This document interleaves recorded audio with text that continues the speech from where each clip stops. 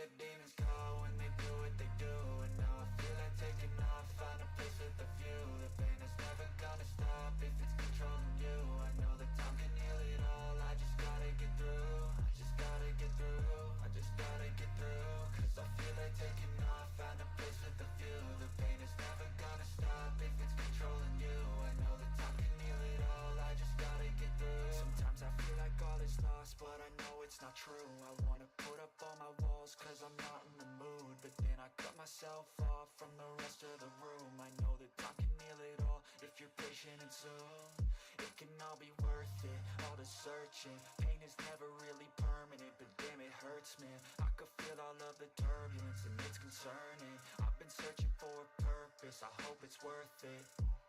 This society is really trying me. Ain't no hide and seek, I hide to be far from anxiety. I need my space, I need my privacy. I need some silence, please, you're all too loud. You don't speak quietly, opinions violently thrown across every surface. It makes me nervous, it's the world honestly burning. That's all I'm learning, hope that we can make a turn and start reversing. All our minds, we put the work in, we got some work, man.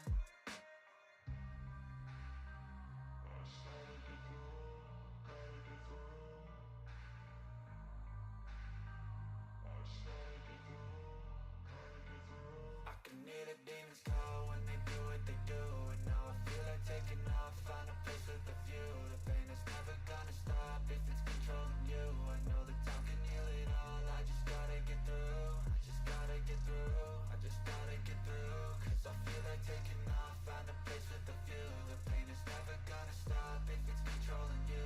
I know that time can heal it all, I just gotta get through. I just gotta get through. Gotta get through this, life is a nuisance, tie up some loose ends. I try to be human, find a solution, my evolution. A place like this, it didn't exist, we made it like this. So you can go pick the bad or the good, got a glass half which. I know, it's easier to hide than just to lay low. Not everyone in life has got a halo. I'm standing in the red inside a payphone, just wanna break, no.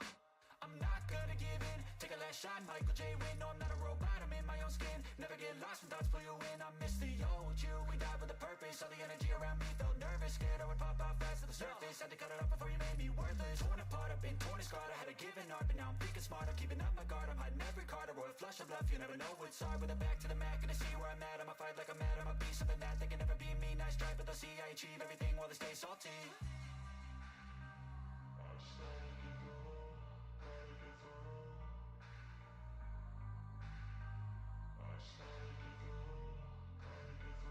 I can hear the demons call when they do what they do. And now I feel like taking off, find a place with a view. The pain is never gonna stop if it's controlling you. I know that time can heal it all, I just gotta get through. I just gotta get through, I just gotta get through. Cause I feel like taking off, find a place with a view. The pain is never gonna stop if it's controlling you. I know that time can heal it all, I just gotta get through. I just gotta get through.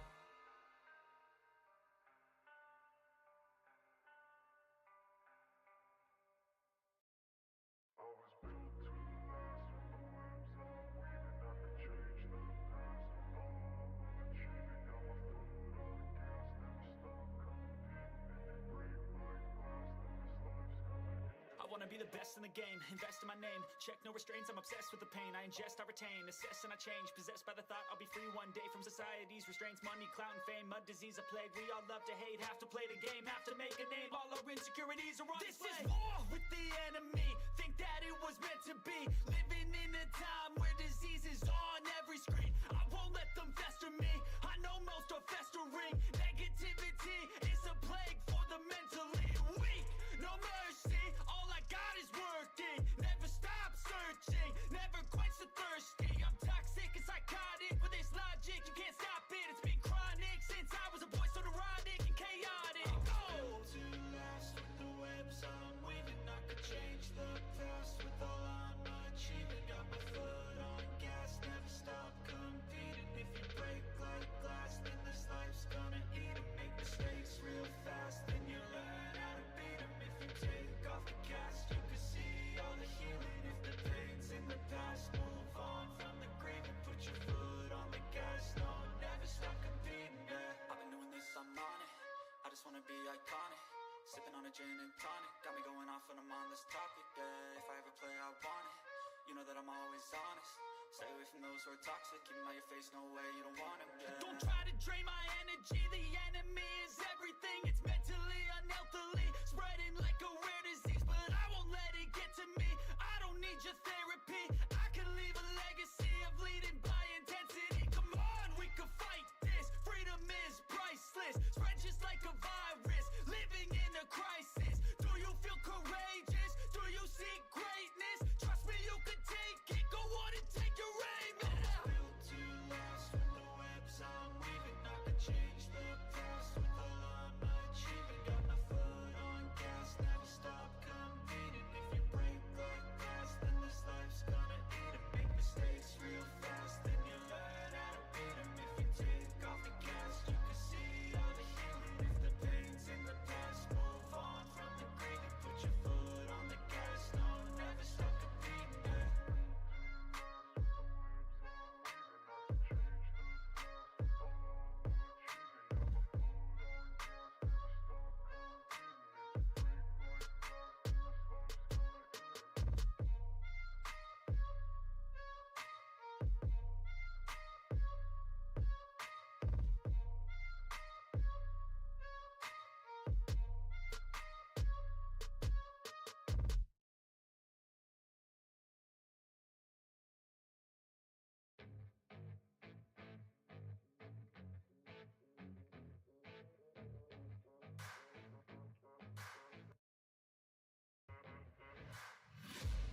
I'm taking shots at the enemy, I'm gonna make it to the top, leave a legacy. If I got something to say, you better let me speak. Turn it up a new degree, bitch, you ain't seen anything. I pop off with the new rock, electronic, blow the sonic roof off. I'm too honest when I take a few shots. They're too toxic, need to take the noose off. You cannot save me, 'cause I don't need saving. It's everything I've been chasing, all here for the taking. Don't wanna test your luck with me, I think I've had enough disease. I'm sick of all the bad thoughts, people who are half-nots. You are not as tough as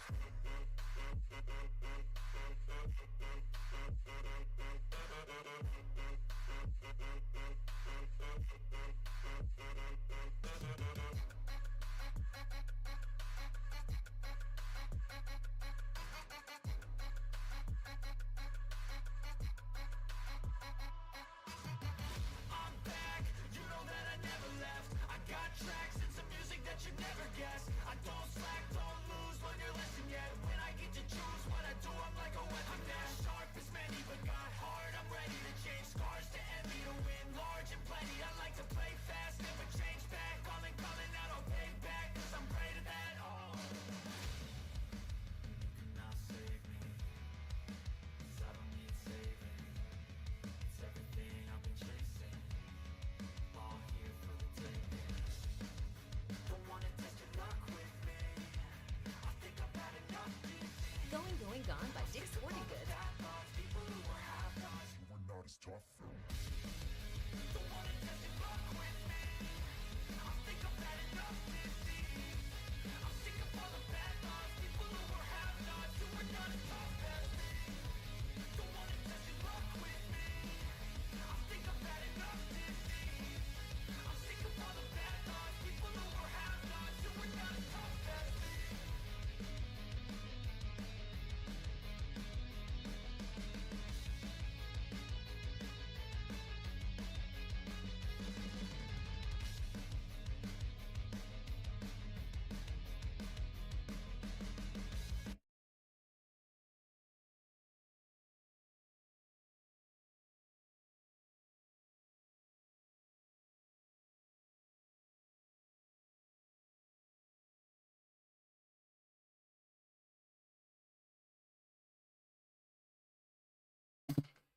Okay. Hello, everybody. Now, I am Blake Judge. Today we will be catching up with RWBY.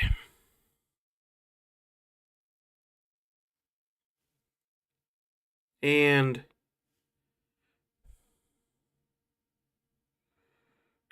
Judge. Oops, sorry. So, I'm gonna mute that down. I have something up just in case I need to do anything. So, I am promoting two streamers. I mean, two people. Which I'm put them right here. It's I guess I won't really tell the beans, but there's a company that is near and dear to me, and my game master, my dungeon master, with his art thing, he's having a pretty hard time and such. So I'll just put it in chat. My GM is an artist. He does do artwork. I believe he's accepting commissions. Although, do take note, that is very much 18 plus, shall we say. Okay. I'm gonna mute. With that, we are gonna go into episode 5, Lock and Loaded. This entire series might be made by Celtic Phoenix and the Sketchy Huntsman and Company.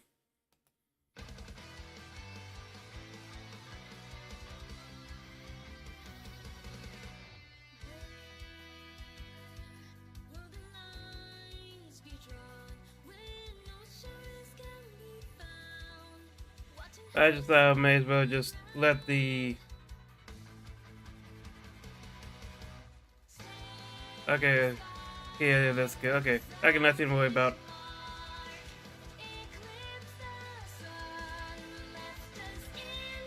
Yeah.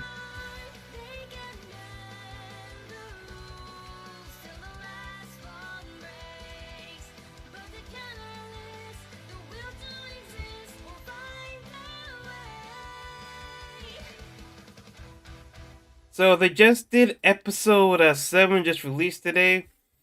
This is episode 5. Opens on a shot that gives us a decent look at Atlas from a distance. A hovering mass of rock and metal, with a sprawling city on top and a dangling undercarriage that serves as the main docking port below it. Notably, our version of Atlas is smaller than the one in canon. Okay. The one in canon is so massive, you could fit the entire state of Texas in it. Now, it's only I did not know that. The entire state of Texas? Holy crap. Metropolitan city, like a New York or Chicago, instead of Neo-Tokyo from Akira, which accounts for like 12 of those. Hot damn. Hot damn. They weren't really thinking about the size. I think they were like, go ham, ho ho. On the sides, ho ho ho. Let's go.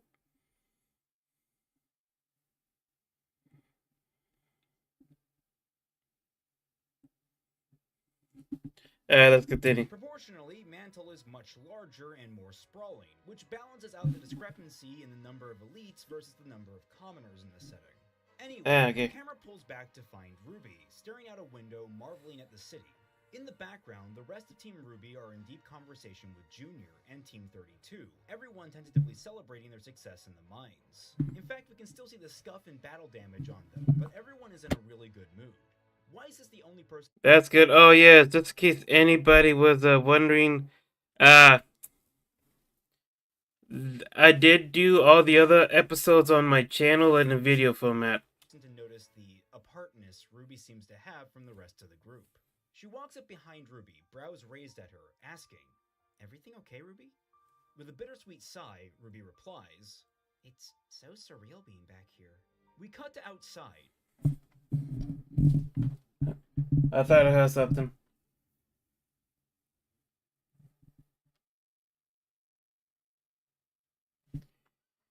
Hey, hold on, man. We'll be back. Animals.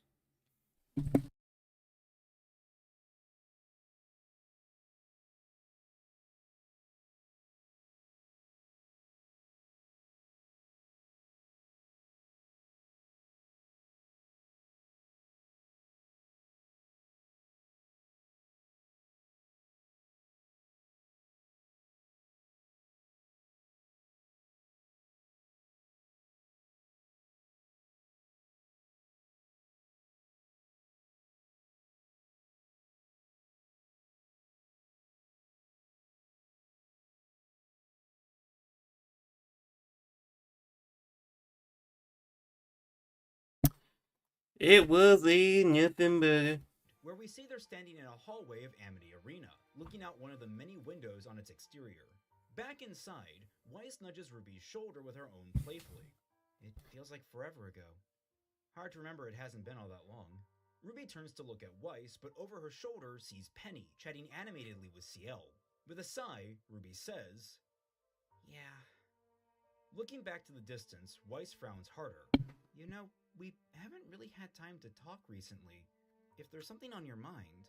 Across the room, a door leading into the interior of the Colosseum opens. The assembled teams turn to look at it, as do Weiss and Ruby. There's a beat before Blake raises a brow at the dark maw of the corridor and says, "Well, that's not exceedingly ominous." With broad, conspiratorial smiles, Flint and Neon slide to either side of the door and motion inward. Anxious looks are spared at the two. It's a dark opening. And the patiently waiting Ciel and Penny before the rest of the crew step into the darkness. Wordlessly, Ruby turns away from the window, walking into the corridor along with the group, followed by the concerned Weiss. This content and the rest of the content on Celtic Phoenix is brought to you by the wonderful people supporting the channel through Patreon. For just $1 or more, you can gain access to the Tundra Discord server, where you can interact with me and a whole host of my fellow internet colleagues. I keep forgetting to change my pay, to switch my Patreon subscription a bit. You won't find me on this one, on these. And adding your commentary to the reading. You can also join by becoming a member of the Celtic Phoenix YouTube channel, with the additional bonus of gaining access to a bunch of sweet emoticons during every one of our streams. Don't look for me on these ones. Which airs every Wednesday at 6 p.m. Eastern Standard Time. But if either of those are too much for you, you can always subscribe to the channel, enable excuse me, above. Video, and share it around with all your friends. Thank you all so much for watching, and we now return you to your regularly scheduled... Like, comment, subscribe. Hell.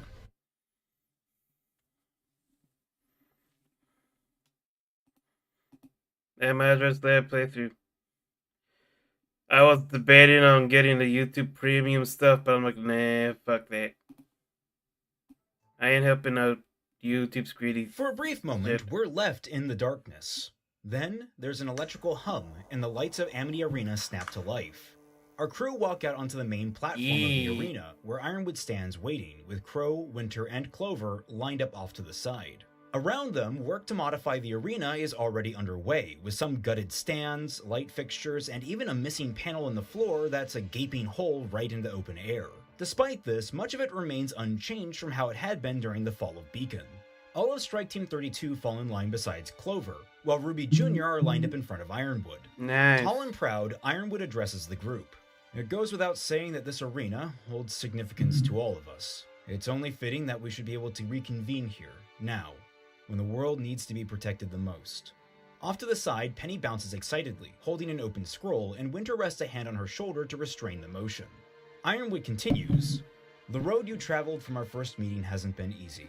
You fought for your school and your friends at Beacon Academy. You fought for the world and the innocent at Haven Academy, and beyond. You faced down terrors people couldn't even imagine. That's not the behavior of students. It's the behavior of huntsmen and huntresses." Penny skips forward eagerly to stand in front of Ren. She flicks a button on her scroll before moving down the line, doing the same for everyone. One by one, as she does, each of our protagonists gets a notification. I thought that was my crisp new huntsman licenses. Ruby stares. Oh, I thought that was my Twitch going off.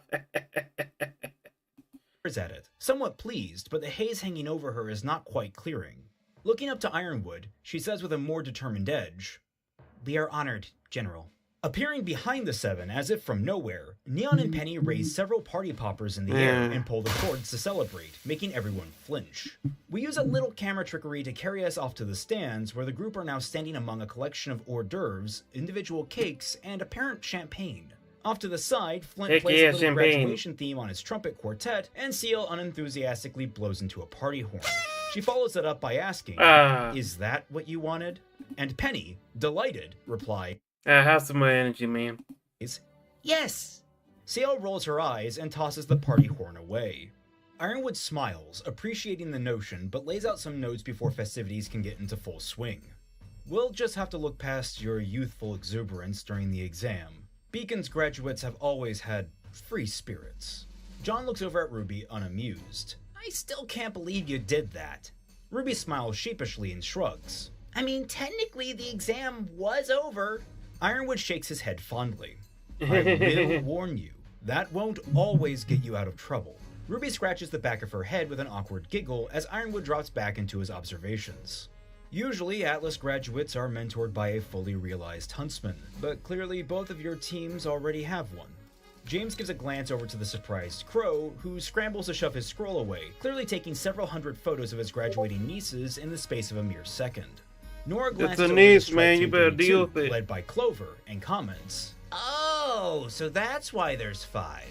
Ironwood finishes the thought. Normally, it'd be 1 huntsman to 1 team, but an exception can be made in this circumstance. I trust Crow to oversee both teams. Standing more properly, Ironwood looks them over to give final words. Naturally, as new members of the... I have to handle something real. Let me handle this real quick. Oh no, never mind. Well, I have to do that real quick. Oh. Okay.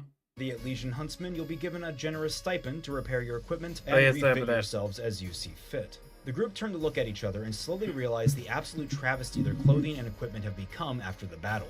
Yang in particular holds a burned strand of hair between Yeah, their they're gonna fingers, need face the new pencil. clothing. Neon, off to the side, yells teasingly, "You look like trash!" Ironwood ignores her.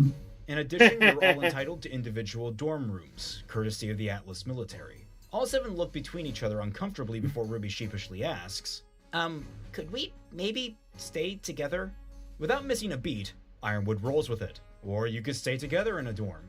I'll have one prepared for each of your teams. High fives ripple through the 7 as Ironwood moves on to finish his speech. With your licenses, you'll be happy to know the training wheels are coming off. More complicated and dangerous missions, the ones you would have been prevented from seeing, will be available to you. Something tells me that once you've had a chance to catch your breaths, you'll feel right at home. Ending off with another warm smile, he motions to the food around them, which Nora has already snuck away with a plate of snacks for herself. It may not be the graduation party some of you were probably hoping for back at Beacon, but I hope it'll be enough to mark the occasion. Please, have your fill. The soiree kicks off properly with Penny giddily handing out food and favors, prattling on about this being her first party. In her excitement, she shoves a piece of cake into Nora's mouth, earning laughter from around the room and from Nora herself. Off to the side, Ciel is staring in horrified shock while Neon is laughing her ass off and Flint is trying to hold his back. Ciel glares at Neon, quickly putting the pieces together in her head before saying, "Did you tell her?" "Of course you did." Nora begins to chase Penny, and both Ciel and Ren watch with empty expressions at their partners. Quietly, Ciel says, "I'm sorry about this." And Ren replies, "It was inevitable." There's a moment of quiet between the two stoics before Ren speaks again. "I like your pistols." To which Ciel responds with a, "Likewise." Nearby, Ruby and John fall into each other's arms for a bone-shattering hug, happily crying into each other's shoulders. Pistol so We're fancy. official! Behind them, reason. Weiss is wiping away a tear and looking at a statement on her scroll. "My bank account's back in the black." Ruby pulls back from John, a glimmer growing in her eyes. Oh yeah. She begins to shuffle in place excitedly, squeeing, "Oh, I can't wait! I can finally make all the repairs I need to my baby! And maybe get some other nice stuff on the side, too!" Her team watches her endearingly, only for her to glance their way, and weapon Ruby. Gotta love it. face. She zips up to them. Ooh, I know! I can help you guys fix your gear, too! I've actually got some cool ideas for Mirror Master. And Blake, I know Gamble broke, so I had some thoughts on how you could modify Shroud to compensate... Blake's hesitant voice cuts Ruby's excited rambling off. Actually, Ruby, she holds her shoulder and sends a cautious glance to Yang. I was kind of thinking Yang could help me work on my weapon this time around. Yang starts in place, blinking Blake's way before answering. Yeah, sure. Ruby destroyed. Oh, but Yang is quick to catch it, giving her shoulder a light punch. Cheer up, Rubes. You can help me fix Ember Celica. I kinda need a new one, and that last fight gave me a few ideas I want to run by you. Again, that puppy-like energy returns to Ruby, who stares teary-eyed up at her sister. That'll all be easier with another arm, I imagine. The 4 turn to Ironwood, stepping up to the group. I won't ask what happened to the first one, but I'll assume you ran it through its paces. The replacement should already be in your new accommodations. Yang's smile softens considerably. The playful mood Adam cut it off. Pleasant. Thank you, General. I was wondering how to ask people for a hand. Started considering just rocking the new look. Damn. She rolls the nub on her arm playfully for emphasis. He dismisses the thanks with a shake of his head. No need to thank me. Consider it an investment in the future of Remnant. Turning to Ruby, he hands her the same key card she got from Cordovan last season. As is this. Nice. She takes the card hesitant. Oh my god, Ruby looks like a... Did Ruby's card look like a ghost like last time? It kind of looks like she is the white husk. Excited mood slipping into confusion, anxiety, and regret as she looks down at it. Ruby, this card has one of the highest clearances in Atlas. It allows access to the Relic Chamber and the Maiden's Quarters. In the event of an emergency, I hope I can trust you to protect her and the relic in my stead. Ruby's fingers tighten around the laminated card, her face neutral and serious. She meets his eyes. Go get it, girl. I understand, General. You can trust me. The other three members of the team Good. stare at her with mixed emotions, the knowledge that Ruby has already hidden things from him clearly on their minds. He nods in acknowledgement before turning to Blake. Yeah. Miss Belladonna, I also have something I wish to... Like, still, I don't... Like, I kind of understand why he's open up, but I kind of think that he should be more preserved, to be honest. speak with you about. There's a beat as the four stare expectantly up at him, only for him to clarify, in private if that's not too much trouble. Understanding dawns on the other three girls, and they glance at Blake. She gives him a confident nod, and the three step away back to the rest of the soiree. Let's though go. notably, Weiss never stops paying attention and is never too far away. After ensuring they're alone, Blake looks his way. What is it you wanted to talk about? Ironwood gives Probably her a about her sympathetic family. smile. Nothing pleasant, unfortunately. Despite Atlas's reputation for uniformity being largely exaggerated, there are some things that cannot be permissed. Wearing the uniform of foreign law enforcement, for example. Blake realizes what he's talking about and looks down at her outfit. I won't tell you where to allocate your funds that you've been provided, but I would recommend you set a part of it aside to assemble a new wardrobe. There is something to be said of representing where you came from, of being proud of your home, but we can't have you confused for a menagerie guardsman. Pulling at the sleeves of her jacket, Blake is thoughtful as she replies, No, I understand. I mean, on a political level, yeah, you would have to, because if people look at you and they see that you're menagerie and that's their official robe and such, they're gonna think that people from menagerie all came over to Alice for political discussions and whatnot. So and since you're not doing that, you have to change it up. I'll get right on it, General. Ironwood nods. That's all I can ask. He walks past Blake, towards the catering table where Clover is keeping... Sorry, I keep hearing stuff. I have to take care of it.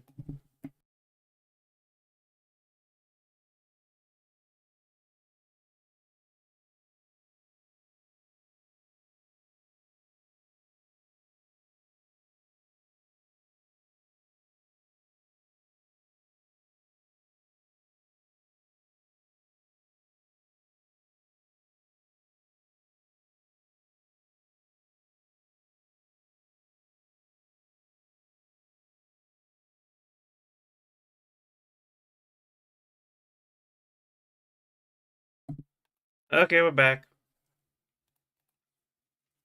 keeping watchful eye on the partygoers. Didn't your parents give that to you? Blake jumps as Weiss walks up beside her, eyes narrowed at the now distant Ironwood. Blake's eyes follow, frowning. They did, but he couldn't know that. Weiss, seeing Blake's frown, takes a breath and starts to walk after Ironwood. Well, let's just tell him. I'm sure he'll change his... Weiss has stopped when Blake grabs Weiss's wrist. No, Weiss, there's a reason. It's fine. Slowly, Weiss turns, locking eyes with Blake. But it means something to you, doesn't it? Blake shakes her head. I'm not going to get rid of it, but I'm also not going to ignore that I'm not at home anymore. Looking down at the jacket, Blake thumbs at the material fondly. This outfit has helped me find where I need to be. Maybe now I'm where that is, it's time for a change of pace. Weiss grows pensive at the response, not quite mollified, but not quite dismissing it outright. Blake's arms wrap around Weiss's shoulders, and Weiss stiffens in surprise. It's okay, Weiss, though I'm glad to know you care. Weiss returns the hug as her face sinks deeper into reflection. Blake is about to speak again to reassure Weiss even more when a loud yell comes from the party behind them. Nora is swaying back and forth, waving a nearly empty champagne. The food fight scene. Pain bottle and standing on a ramshackle stack of dismantled stadium chairs. She laughs over everyone else. Yeah, stadium chairs. Drunkenly singing, "I'm Queen of the Queen." Ciel, seemingly on her last wit, is pinching her forehead. She eventually yells up, "Valkyrie, these drinks are non-alcoholic. We have minors here. Why would we provide inebriants?" As soon as Ciel says non-alcoholic, Nora sobers up. She doesn't lose her balance so much as she just stops swaying completely and the stack of chairs collapses in on itself. Nora rides it down, gracefully sitting down mid-slide, and cups her chin in her hands with a sigh. "Ah, you guys are no fun." Well, Ciel is definitely unimpressed. Most of the other partygoers are either amused or outright laughing at Nora's shenanigans. RWBY, who has sat down in the nearby stands by this point, watches warmly, but her mirth is overshadowed by some level of exhaustion. Crow slides up beside her and sits down, giving her a nudge with his elbow. "Big day for you, huh?" RWBY is still lost in thought when she replies, "It's definitely a lot to take in." "Which part? The finally getting the Atlas part, getting your license part, or the not quite disclosing everything to Ironwood part?" RWBY tenses up, but Crow's gaze doesn't become accusatory, it's more concerned than anything. RWBY runs things over in her head, staring down at the ID badge. "Everything we've seen, Lionheart, Cordovan, Ozpin, I'm trying to do what's best, but I don't know who we can trust anymore." Crow frowns. "You don't feel like you can trust him?" Both her and Crow look over at Ironwood, chatting amicably with Ren and Winter. RWBY shakes her head. "It's not... He looked so tired. You saw how he looked when we told him we found Ozpin? He's the only person with a plan that might work. Telling him everything might..." RWBY trails off, not quite sure how to finish the thought. "Destroy his will? Yes." Crow hums appreciatively. And the relic?" RWBY frowns contemplatively. "Maybe I am no different from Oz." Seeing the distraught look on her face, he rests a hand on her shoulder. "You're not Oz. You're not keeping secrets for yourself. It sounds more like you're protecting him." RWBY looks up to him, a little more confident but still unsettled. "Do you think I should tell him?" Crow waves the question away with a shake of his head. "If it were me, I would, but I'm hardly a good judge at character. But if you're feeling conflicted, well, there's a couple of people I think would be happy to talk to you about it." Crow suddenly shifts their attention to where Blake and Weiss are talking with John. RWBY stares at them, the conflict on her face beginning to still as she mulls over the suggestion. It's then replaced by confusion. "Wait, where's Yang?" A weight suddenly falls over RWBY and Crow's shoulders as Yang shoves into them from behind. Boo! RWBY is startled, lurching away and flailing her arm. RWBY's face. It's the sheer horror. The horror! The horror! Arms toward Yang away, while Crow just rolls his eyes, reaches up, and pulls Yang into a headlock with almost no effort. She Tonight on WWE! cries out, suddenly partly strangled. "No fair!" Crow smiles at her, shaking her around a bit in his grip. "You're a huntsman now. Everything's fair." The words prompt RWBY to pull up her scroll and look at her official huntsman license, while Yang writhes in Crow's arms. She looks at it almost sardonically. "This says I'm a huntsman, but honestly I don't feel like I know much more than I did at Beacon." Crow laughs and releases Yang so she can catch her breath in the seat beside him. That feeling never goes away. He looks between the two girls with a firm smile. "Summer would be proud of you two." Both RWBY and Yang smile at him, though the smiles soon slip away. "You have to wonder what she'd say," Yang muses, resting her chin on her hand. RWBY alternates looking between the license in her hand and the keycard. Scrunching her eyebrows, she asks, "Her last mission, was it another Oz secret?" The question makes Crow shift uncomfortably where he sits. "I don't know. When she didn't come back, he seemed just as in the dark as me and Ty, not that we ever got a straight answer out of him. Now, though, I don't know how much stock I would put in that." RWBY and Yang both share in his discomfort, and Yang follows it up by asking, "You know, Raven knew Oz was up to something. Do you think that Mom..." Crow shakes his head. "If she did, she never led on to it, at least not to me. Besides, Doing some still by shenanigans? she wasn't exactly Raven's biggest fan during the falling out. You'd think they'd be more on the same page." The sisters digest his words, and Ruby's face continues to twist in thought. Hey, Maybe Blaze. Mom had a different idea of how to do things. Maybe she found a different way. Though her brow is pinched in distress, something dangerous begins to pierce through it. Hope. What if Mom is still out there, but she can't remember? Crow cuts her off, and though it starts harsh, it simmers into a dull, aged pain. What? Maybe that's not a road you want to go down. Trust me. Silence lingers between Creepy. the three, and Crow, realizing the mood is dead, tries to revitalize it. Whatever she needed to do, I know she did it. She would have pressed on until she did. Like you guys, she was always the best of us.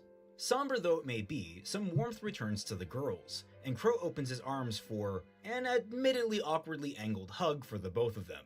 But they accept it you're on all a the chair, same, and so- the three revel in that moment. Crow caps it by ruffling both of their hairs. Bit of a Do I have land flies? Yes. We do have land flies. There isn't that many over here, but there are some.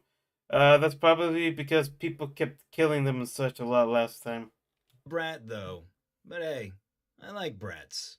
Both girls playfully wriggle out of his grasp and slap his hand away while they laugh. The camera dips down, sliding into the ground before dropping out of the bottom of a maintenance tunnel. A shadowy figure walks through the cramped space, carrying a case in one hand and his scroll in the other. That's Waltz. Doors that stand in his way, notably locked by digital pads, automatically open after their control panel displays glitch out. After a few short seconds, the last door opens and he emerges out, onto the streets of Mantle. Our first time seeing the streets, we get a good look of Atlas floating in the sky above, the buildings reaching up like fingers to grasp it. Water drizzles down from the buildings, melted snow from the overworked HVAC system serving as ersatz rain. The camera cuts to above to show the calculating gaze of Arthur Watts, having just emerged from what is labeled as an Elysian maintenance tunnel, built into the city's wall. Watts begins to stroll through the night, checking a map on his scroll that is directing him to something. A call from a blank number comes through, and it does, and he answers it, though he transfers it over to an earpiece so he can stow it back in his pocket. He doesn't give the other speaker a chance to speak. Is it done? Tyrion's voice carries over the I figure it's Tyrion. line, frustration absolutely seeping through every word. Of course it's done. We cut over to Tyrion in a dark apartment, illuminated only by the road lights outside bleeding through the window. He's covered in blood and pulling a body with one arm while on the phone with the other. A child could have slaughtered everyone in this building and not even broken a sweat. We cut back to Watts, still comfortable in his stride as he crosses a Oh, was that exaggeration? street. If that's the case, perhaps I should look into outsourcing your role in all of this. Certainly children would be more tolerable conversationalists. Tyrion's voice is harsh and return. Give me a real challenge. None of these people are any fun. All they do is beg for their lives, talk about some integrity bullshit, blah-de-blah. No wonder you wanted them dead. Your ego wouldn't fit in the city if they were still here. Watts is unaffected by the insult, rounding a corner and approaching an Elysian public safety kiosk. Casually, he opens a maintenance panel and inserts some kind of drive into the access port. His scroll chimes to confirm the connection, and he pulls it out to view the incoming data. If my ego couldn't survive a couple measly reporters, I'd never be able to go anywhere. To begin with, I'd have to consider them human and Okay. So they were reporters that he killed. even my genius couldn't fathom such a possibility. He sorts through a number of different directories for the local security systems, landing on the cameras. Skimming through, something catches his eye. Oh, fascinating. We cut to his screen, where he enlarges one of the security feeds to show Cinder and Malachite, still cloaked, walking Yep, they found Sin and such now. down the street, They found out now that Cinder's alive. and only just being picked up on the camera. Watts looks down at the timestamp for the video. Been here a few weeks, have you? He looks up to the city's skyline and the ominous rock of Atlas above. And look how little you have to show for it. Typical. Tyrion's voice cackles over the call. Mutter, what are you muttering about now? Watts rolls his eyes. A development to keep an eye on, no more, no less. Holding up his scroll, he drags open an overlay and begins to type into it. Though I shall be the only one keeping an eye on it. With one final press of a key, we see the footage of Cinder and Malachite, and see them dissolve in a wave of bubbling pixels. Watts looks up from where he is, right into the nearest camera. He smiles, broad and smug, before bowing. As he does, his form bubbles with pixels as well, before dissolving completely, leaving only an empty street corner. We cut to black and end the He deleted the episode. feed. So let's go look through the credits. Oh, make sure everybody gets appreciated and such.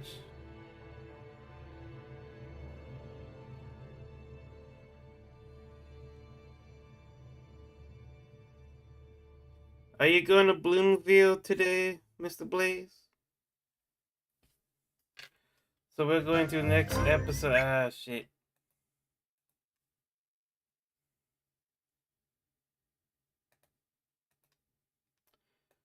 Okay, so before we go into the next one, let me go over here and post the links again. Oh, ignore Nightbot. So,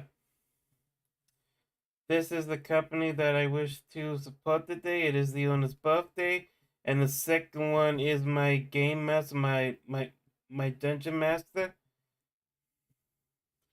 And he's having some trouble, so if you wanna, he does not safe for work and safe for work art if you wanna get in any artwork. Also, if any of you in Bloomfield, PA, Higher Healing Witchery is there. I'm also going to be physically down there tomorrow as well. In case anyone wondering. So with that being said, let's continue. But we're going to skip the intro though. Episode 6 opens with Team RWBY standing outside a The door in one next of Atlas road Academy's many rises. hallways. RWBY is looking up and down the hall for another door while Weiss points at the sign above the entrance indignantly. RWBY, it says armory. RWBY groans in frustration. Yeah. But which armory? There were like 4 of them on the tour. Did anyone catch which Penny said was the main one? Yang shakes her head. Gonna be honest, I zoned out after like 5 minutes. To which Blake adds sheepishly. Yeah, same. RWBY Well, just go in and find out. slumps, whining. Penny said she'd meet us here. Where is she? Weiss rolls her eyes. It's 6:57, RWBY. Either she's just running late or she's already inside. Why don't we just step in and ask? I'm sure they'll understand. RWBY motions to the sign. It says it doesn't open for another 3 minutes. Weiss shakes her head and moves towards the door. It'll be fine, I promise. Weiss steps forward and opens the door, and the team enter a cavernous room laden with various pieces of hardware, equipment, and workbenches, ranging from rudimentary, though sleek, forges to incredibly advanced Penny's getting fixed. precision machining tools. To their delight, Penny is immediately visible, lying on one of the workbenches, while an obscured figure operates a futuristic-looking welding tool on one of her uncovered leg thrusters. She sits up with no problem, smiling and giving them an excited wave. Hello, friends. You may want to shield your eyes. Yang is halfway through a what? And unless the eyes want to go blind. When the mechanic activates an arc welder as he works on Penny's leg thruster. The entrance is filled with blinding blue-white light, and all of the girls, save Oh, RWBY, God. flinch as they're blinded by it. The mechanic finishes working, and the girls uncoil. Yang absently mutters, "My spots have spots." Weiss scowls, rubbing at her eyes. A little more warning would have been nice. Blake is the last to speak, Well, I mean, she told you. blinking blurrily at RWBY. RWBY? You okay? You didn't even move. RWBY blinks back at her with a shrug. Oh, yeah, I'm kinda used to that. When I first got into weapon work, Crow never told me about welding masks, so I just used 4 of Yang's sunglasses taped together. There's a beat of silence as the 3 of them stare at her in horror, Yang humming. Oh, so that's why you didn't have eyebrows in the 6th grade. A jolly voice breaks the moment. Sorry about that, folks. Approaching them is Pietro. I mean, if you gotta get the work done, you gotta get the work done, you know? whose design is largely unchanged from canon, save the addition of a welder's mask and gloves for this scene in specific, and the addition of retractable wheels on his spider chair, which allows for much smoother transportation across level surfaces. Kitty! He takes off his mask and gloves and puts on a fashionable flat cap. No, don't do Just that, needed Kitty! to make an adjustment on Penny. Thought it'd be safe since we don't open for a few more minutes. The three pairs of still somewhat bleary eyes float over to Weiss, who stands up straighter, gracefully throwing an upward palm in Ruby's direction. Of course, it was rude to jump the gun like that, Ruby. Ruby stares at her in bafflement, waving her hands indignantly in the air and floundering to find her words. The man She got bamboozled. Bamboozled. just laughs. Nothing rude about it. I'm always excited to see new faces. I just hope your eyeballs didn't get cooked after that. Stepping out from behind his chair, Yeah, welding is normally dangerous for your eyes. You could get like blinded, get permanent damage and such. Not great stuff, not great stuff. is Penny, beaming like a 1,000-watt bulb. Team RWBY, I would like you to meet my father, Pietro Palladina, the Overseer of Arms and Development for Atlas, Honorary Professor of Combat Arms Design, Philanthropic Operator of... Pietro shines his own broad smile at Penny's clear attempts to show off her father. Shaking his head, he places a hand on her shoulder to calm her That's adorable. before he warmly speaks to the girls. It's so nice to finally meet my daughter's friends. I hope Atlas is treating you girls well. With his title announced, the four stand up a little bit straighter and Ruby rubs the back of her head. Yes, sir. It's nice to meet you too, sir. We're, here to fix our gear, sir. Pietro laughs at Ruby's fumbling. Oh, don't worry about the title. He moves his chair back towards the table he was working on to clean up his equipment, with the five girls following after him.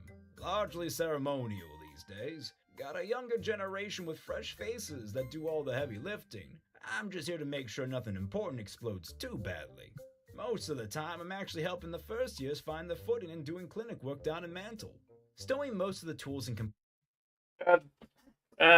Yes. Gotta protect the goods from the kids these days, little rascals. compartments along his chair, he turns to them and motions to the whole of the space around them. Ironwood messaged me ahead with all the permissions you need to work in here. He leans in close with a conspiratorial laugh.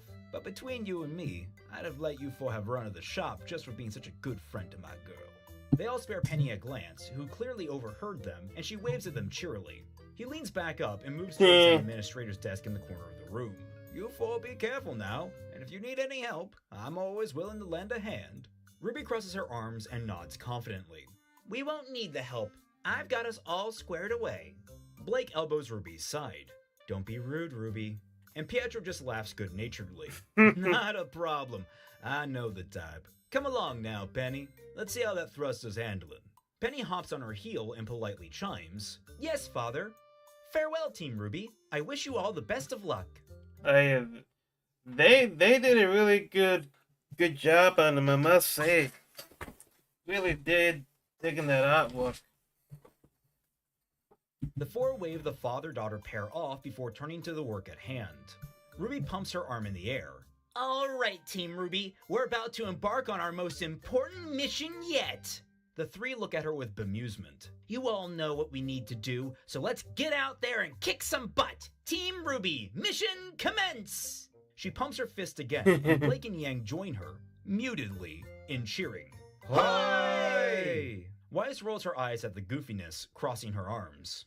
Fun as that may sound, Mirror Naster is perfect just as it is. It just needs a good sharpening and polish. I only came here to restock on dust, so if you'll excuse me.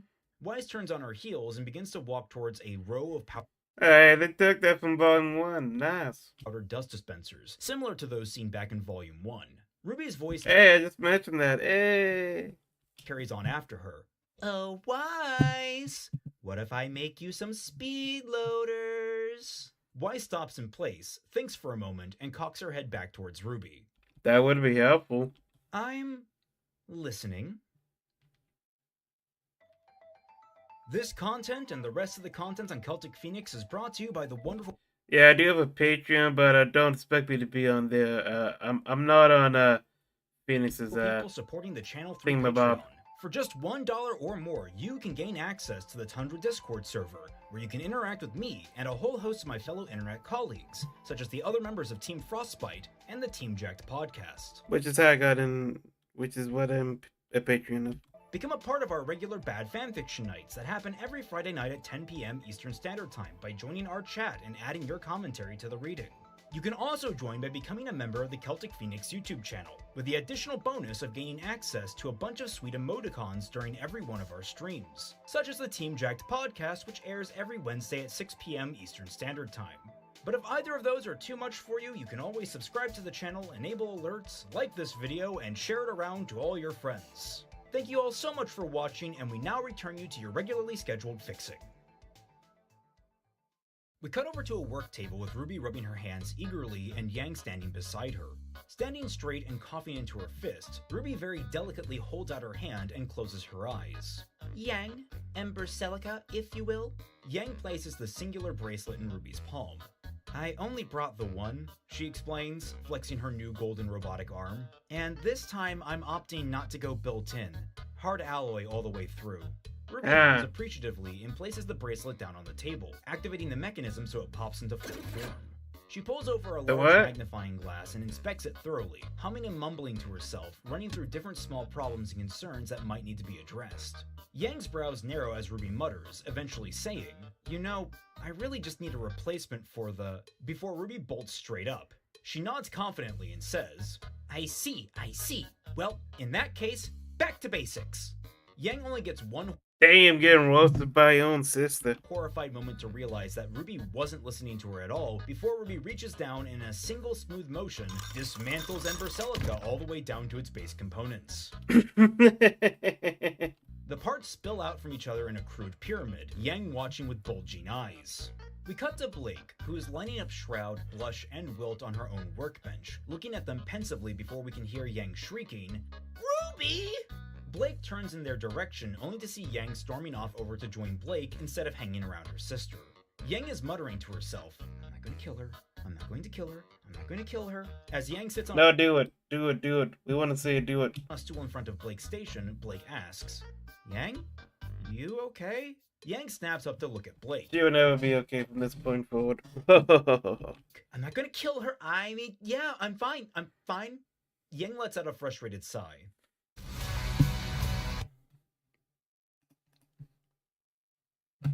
Yeah, just play this freaking ad. Oh my god, there's two. I don't know what blockers I could actually get to help Ruby wants to do things prevent her this way. with She YouTube can do cracking things down her on way. them, Who so am sorry I for to that. get in the way? It's not like it's my weapon or anything. She crosses her arms and pouts. Blake smiles wryly. "Well, now that you're here, maybe you can help me get some ideas? I'm not quite sure where I want to start with this." Yang blinks out of her funk. "Oh yeah, you wanted my help."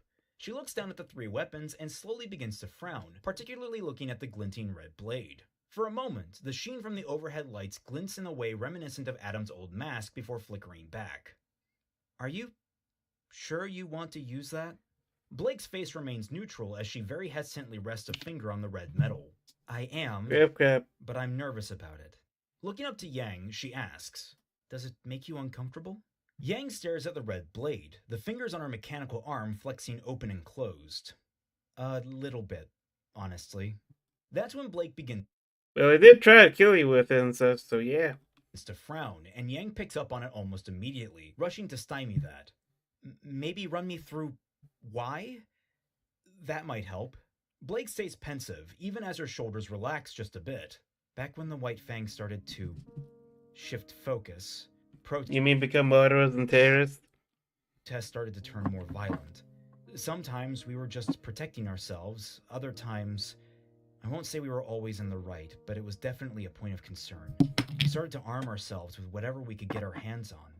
It's how I wound up with Gamble's Shroud. It was just some stock weapons one of our members cobbled together for me." Her hands briefly ghost over Shroud, almost lovingly, smiling at a bittersweet memory. The smile fades. "Adam already Is that like the canon story? Or is this like newly made up? had a reputation for fighting humans to protect the other faunus. In hindsight, I don't think he ever stopped fighting, even after we knew they were safe. Every single time, he sounded so justified to keep on going. He ended up saving Sienna's life when she was a new lieutenant. This sword was a thank you to him for that. Blake closes her eyes, trying to recall something. But it is more than a sword. This is a symbol. It is a warning of the teeth that we bear against the humans that would feed us lies, that would promise us equality. Since, the species that has one of the funnest with slaves. And deliver us only scraps. It is with this blade that we will protect ourselves with one claw and drag our way to the top of the mountain with the other. Again, a bittersweet smile.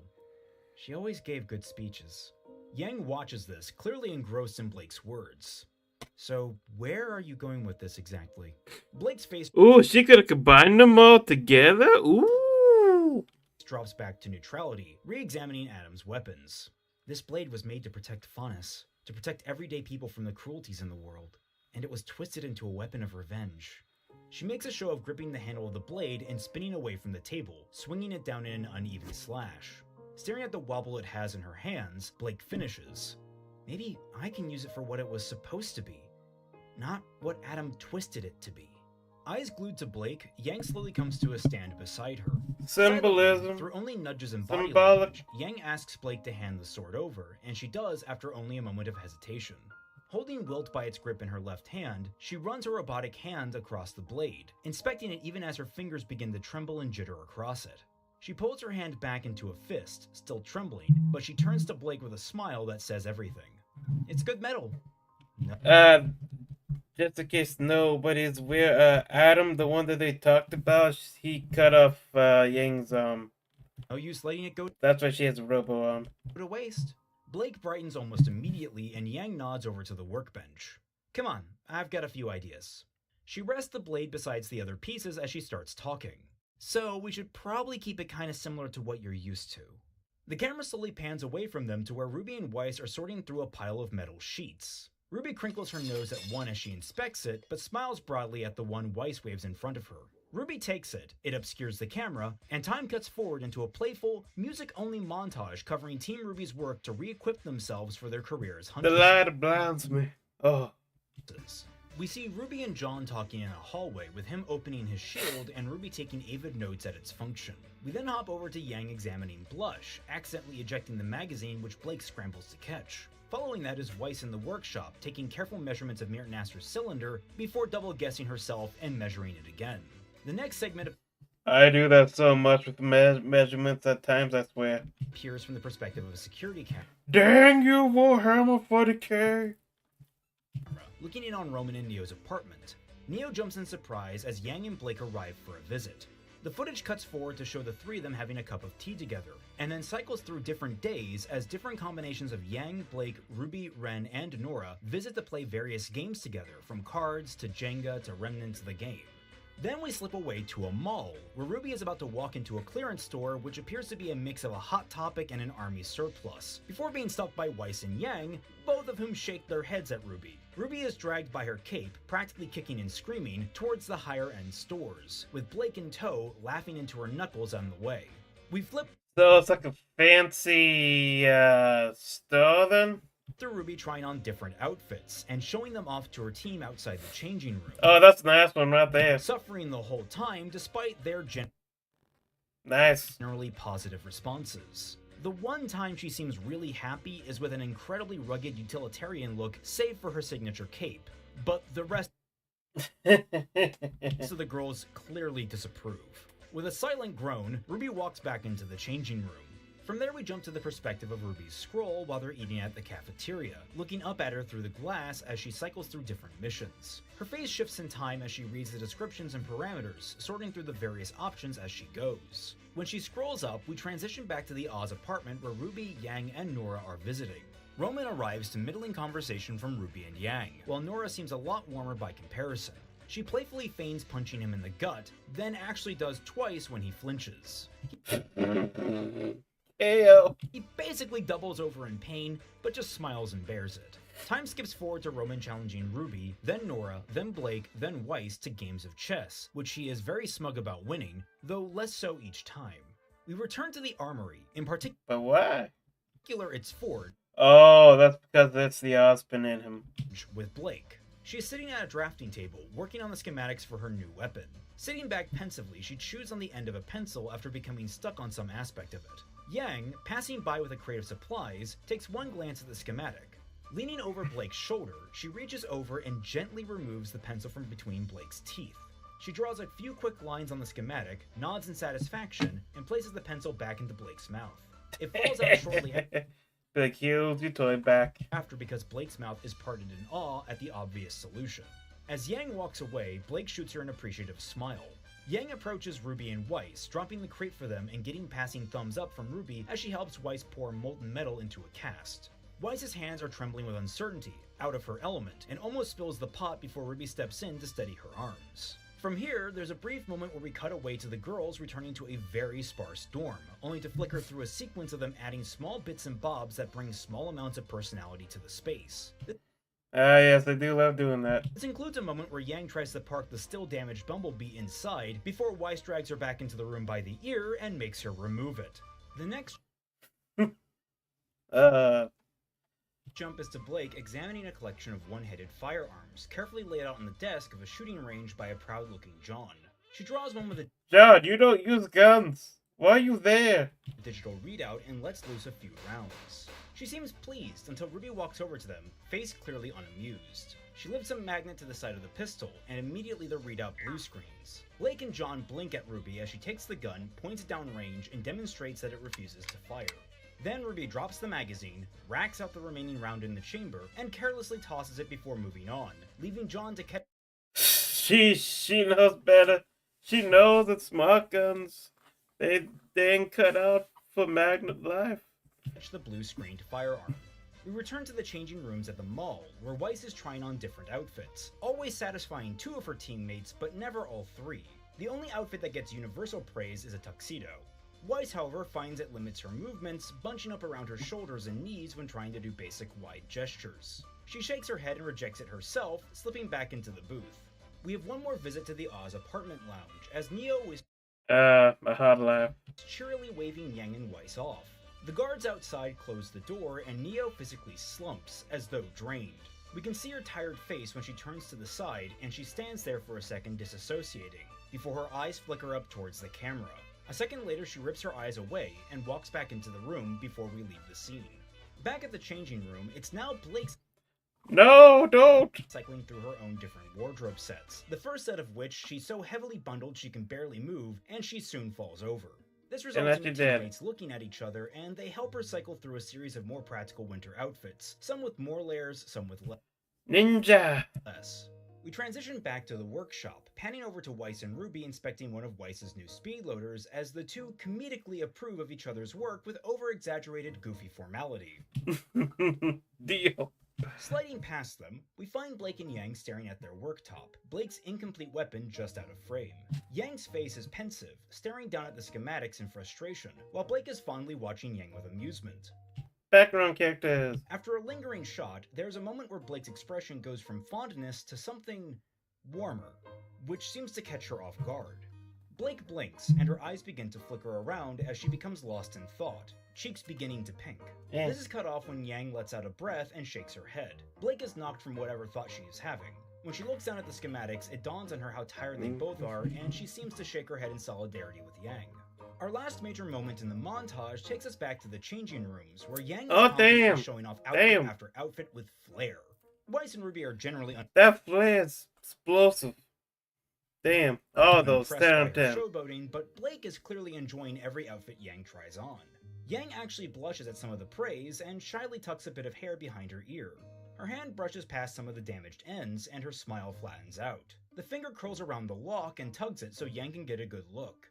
Dissatisfied, Yang speaks, bringing the montage to an official end. Hey, RWBY? Do you think you could help me with something? We jump to the team's dorm room, with Yang seated in one of the few chairs, a towel thrown over her shoulders like a barber's cape. RWBY is behind her with a pair of scissors, looking a bit nervous. She glances over at the room's couch where Weiss and Blake are both sitting, the former painting her nails and the latter poring over weapon schematics. Next to each of them is a small portable fire extinguisher. You sure you want me doing this? Weiss would probably be better. Weiss looks over at RWBY confused. Why would I be better exactly? Besides, Because you take care of your hair well and such, because you have to in your life. I just started my nails. I'm not ruining that with Yang's shitting. RWBY chuckles awkwardly and Yang matches it with an earnest laugh. No, RWBY, I really want it to be you. Still clearly anxious, RWBY replies, okay, before taking a careful snip at one of Yang's damaged tips like she's defusing a bomb. She squints, watching the lock drop to the ground, curling in on herself in fear. After a moment, Your sister's gonna kill you. Yang asks back, everything okay back there? RWBY perks up. Oh, yeah, I just, you know. Quieting, RWBY leans forward and snips another strand of hair, slowly building her confidence. Yang, however, doesn't let the comment die. You know what? RWBY takes a breath but keeps pace with the scissors. You've always been super sensitive about your hair, you know? Yang True. smiles, bittersweet, her eyes glazing over. Mom used to cut her hair. Do you remember that? There's a stutter in RWBY's clipping, but she picks it back up quickly. Kinda. Yang closes her eyes, smiling fondly as she speaks. She always got so excited to trim it, said it was like playing with a warm cotton cloud. The smile sags. When she died, it didn't feel right to have other people touching it. That was what she did. RWBY glances up at her sister, concerned. So what changed? Yang gently opens her eyes, staring at the ground. Well, acid for one. Wish we had a little warning about that. RWBY groans in agreement. Tell me about it. The smell is burned into my nose. They both chuckle, and Yang becomes more wistful. Yeah, last episode, in case nobody watched it, they got attacked with Grim, who had acid attacks. But I figured I needed someone's help to cut away the damage, and then I realized thinking about that didn't bother me as much as it used to. She pulls a strand of damaged hair between her fingers and stares at it, only for RWBY to snip it and surprise Yang. So I'm seeing if I can have someone do it for me, and I thought I'd be safe and ask you. RWBY stops snipping and looks judgmentally down at her sister, her voice playful. Oh, so I'm a guinea pig now, am I? Only for Yang to look up at her and very earnestly reply, you're the closest person I could think of to Mom. RWBY freezes, staring down at Cause she also got that red hair. Yang in shock as water prickles in her eyes. She lunges forward, hugging Yang tightly from behind, only for Yang to scramble in alarm. Hey, scissors! Careful! From the couch, both Blake and Weiss Now I get it, RWBY. watch the two warmly. We focus mainly on Blake, who is still puzzling over the schematic in front of her. Face becoming pensive, Blake lets out a sigh, loud enough for the rest of the room to pick up on. Yang is the first to reach out, while RWBY is still working on her hair. Blake, I told you, we'll worry about that in the morning. You're allowed to give it a rest. Blake shakes her head, eyes never leaving the page. We're so close, though. It just feels like I'm rebuilding. Weiss sits up and RWBY looks over her shoulder, asking, rebuilding... what do you mean? Blake stands, taking the schematic with her, beginning to pace. Every time I look at our design, all I see is Adam. I don't see any of me. RWBY's brow creases, and slowly she asks, maybe using that sword wasn't such a good idea. Blake shakes her head. Maybe you should mold it down, take the whole entire thing apart, and then remake it. I want to use it for this. If you can do that. Back when we were together, when he was different, there was a part of him I don't want to forget. RWBY blinks in surprise at Blake, and Yang exclaims, you and him were dating? Weiss looks at Yang, baffled, and says, seriously? You didn't pick up on that? Blake gives a weak chuckle and only replies, we did. He was a lot sweeter back then. She becomes dour again, and continues, so much of who I was in his shadow. It wasn't until I met you guys that I started to understand who I am. There's a brief moment of the three looking fondly between each other. But if I keep the sword, am I just going to be another him? She trails off, and there's a long, silent pause, save No, you're not gonna be another him because you're different. for RWBY's quiet snipping. Make all the same mistakes, or a whole series of new ones. Become some monster undeserving of being loved. She looks up, her eyes a little bleary, and is surprised as Yang breaks through the silence. No? You could hear a pin drop before she continues. You're Blake Belladonna, kick-ass huntress who's helping save the world. Blake is surprised by this before Weiss speaks up. You're far too in your head about this. You've been at this for days, maybe you just need a clean break. RWBY offers a wobbly smile. Yeah, I'm sure you'll find a way to make it your own. Yang looks at Blake with Mama Bear level energy. And about all that self-doubt talk, Mama Bear energy, rise up! Oh! stow it. You're wonderful and everyone is lucky to have you. Blake smiles warmly at the three, but warmest at Yang's reassuring words. A snipping breaks the moment, sharper and louder than the ones before, and Blake looks over Ruby's shoulder. Eyes widening, she says, Ruby. Ruby looks at Yang's head and squeaks in fear. We get a close-up of Yang's face, too tight to see her hair. Rubes? Everything okay? What's happening back there? Ruby and Blake share an anxious glance before Ruby chuckles She just awkwardly. make her head. Oh god. Well, it'll grow back. Yang blinks, her eyes becoming red. What will grow back, Ruby? Ruby's awkward laughter gets more and more panicked. Well, you know what they say, you can't fix something until it's broken, right? As Yang replies, I have never heard that in my life. The camera zooms in on Blake's face as an epiphany occurs to her. Twisting on her feet, she rushes out of the room. We cut to the perspective of the crafting bench, Blake unraveling a fresh sheet of paper before she begins drawing. Did Ruby die from that though? We need to know. Anew with quick, purposeful, and visually unseen simplicity and a new assuredness on her face. We crossfade to indicate a small amount of time has passed before Yang's voice cuts in over Blake's work. Hey, you know they're closing up shop soon, right? Blake looks up to see Yang approaching her and she double takes. We get the reveal of Yang's new haircut, significantly shorter than before.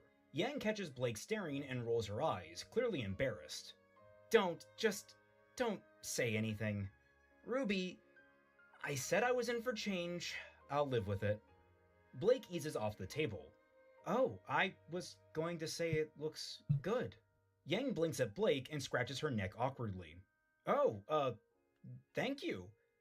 You're not just saying that, right? Blake shakes her head emphatically.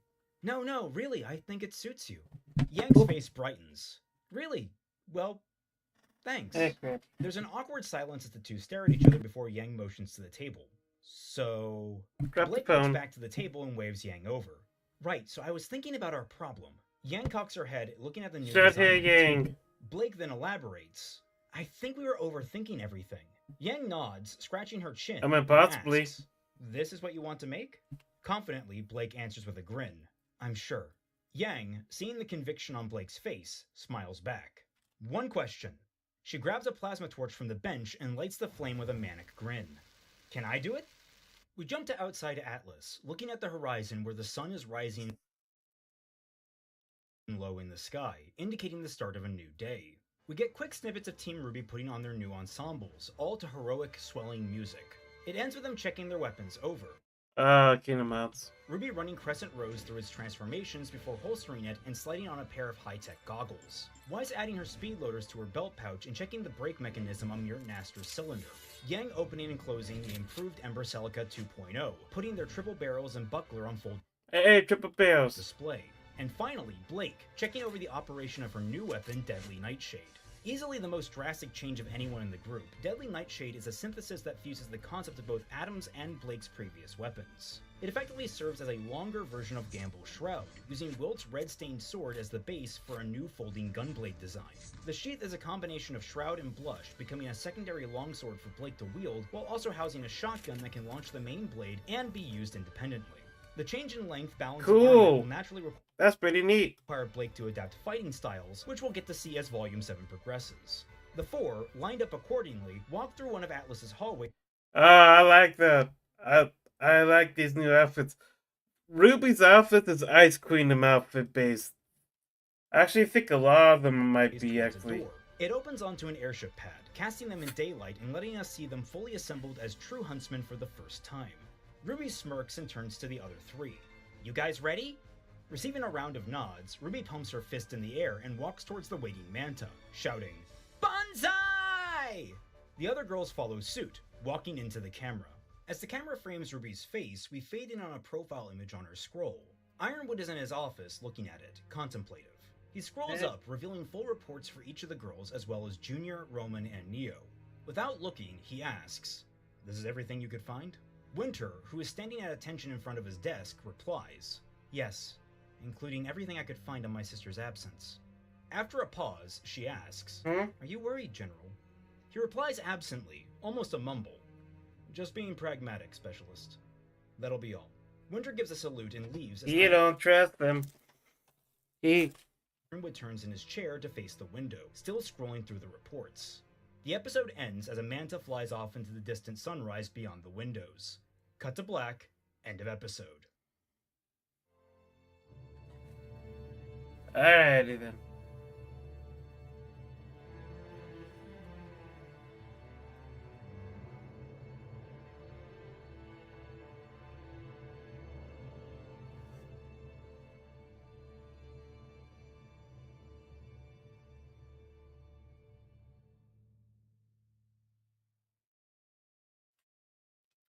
Oh.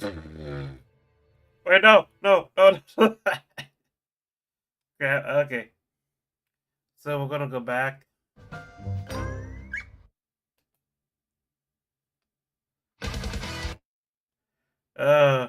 Doing the Smith stream. Let's go. Alright, here we go.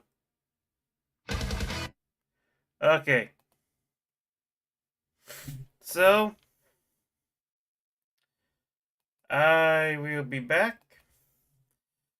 So if you don't mind, check out High Healing Witchery and my Judge Master Grand Arch. He does have 18 plus contacts, so be aware of that if you're gonna see it. Please help them out if you do not mind. And I will be back.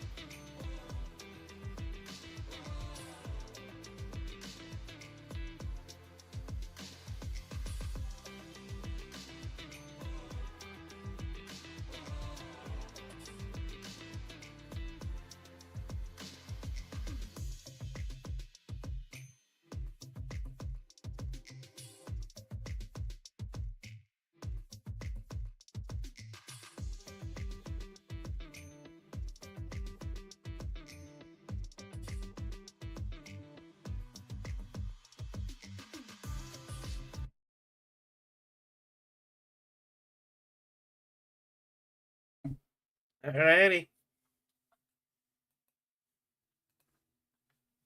Back. We are back.